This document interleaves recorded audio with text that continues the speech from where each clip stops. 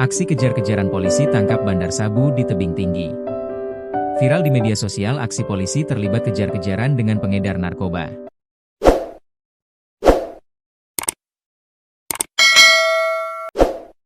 Insiden itu terjadi di Jalan Lintas Medan Tebing Tinggi, Rantau Laban, Rambutan, Kota Tebing Tinggi, Sumatera Utara.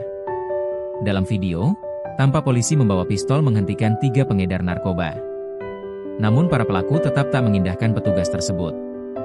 Mereka tetap berusaha kabur meski dikepung aparat berpakaian preman.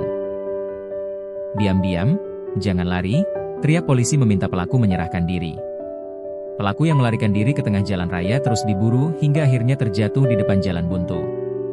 Polisi akhirnya berhasil memborgol ketiga pelaku. Dalam pengungkapan tersebut, 3 orang pria yang diduga terlibat dalam jaringan peredaran narkoba berhasil diamankan, yakni FR, 40, JH, 51, dan RY, 40. Dari tangan para pelaku, petugas menyita barang bukti berupa 1 tas sandang hitam yang berisi 5 bungkus plastik bening transparan berisi narkotika jenis sabu dengan berat masing-masing 100 gram, sehingga total keseluruhan mencapai 500 gram. Selain itu, turut diamankan 3 unit telepon genggam berbagai merek serta 1 unit mobil Daihatsu Terios warna putih BK 1296Hi yang digunakan dalam transaksi. Pengungkapan kasus ini bermula dari laporan masyarakat yang menyebut adanya dugaan aktivitas peredaran sabu dari wilayah Tanjung Balai.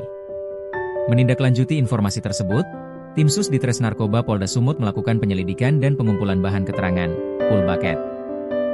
Petugas kemudian melakukan teknik pembelian terselubung, undercover buy, dengan memesan sabu sebanyak 500 gram senilai Rp160 juta. Setelah disepakati, pertemuan transaksi dilakukan di wilayah Kota Tebing Tinggi.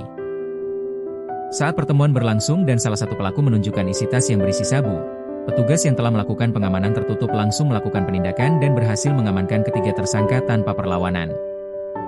Dari hasil pemeriksaan awal, JH dan RY mengaku sabu tersebut rencananya akan dijual seharga Rp160 juta dan disetor kepada Fadli Ramadan seharga Rp130 juta, sehingga terdapat keuntungan Rp30 juta yang akan dibagi bersama seorang lainnya berinisial Ucok dalam penyelidikan. Sementara itu, FR mengaku memperoleh barang tersebut dari seseorang yang tidak dikenal, yang disebut sebagai suruhan dari seorang berinisial DS, dalam penyelidikan, dengan harga Rp125 juta dan dijanjikan keuntungan Rp5 juta. Saat ini, ketiga pelaku beserta seluruh barang bukti telah diamankan di Mako Ditres Narkoba Polda Sumut guna proses penyidikan dan pengembangan lebih lanjut untuk mengungkap jaringan yang lebih luas. Direktur Reserse Narkoba Polda Sumatera Utara, Kombes Pol Andi Arisandi, SH, SIK, MHJ dalam keterangannya menegaskan bahwa pengungkapan ini merupakan bagian dari komitmen Polda Sumut dalam menyelamatkan masyarakat, khususnya generasi muda, dari bahaya penyalahgunaan narkotika, Sabtu, 7 Februari 2026. Pengungkapan ini merupakan hasil kerja keras tim di lapangan yang menindaklanjuti informasi dari masyarakat. Kami tidak akan memberi ruang bagi para pelaku peredaran gelap narkotika di Sumatera Utara.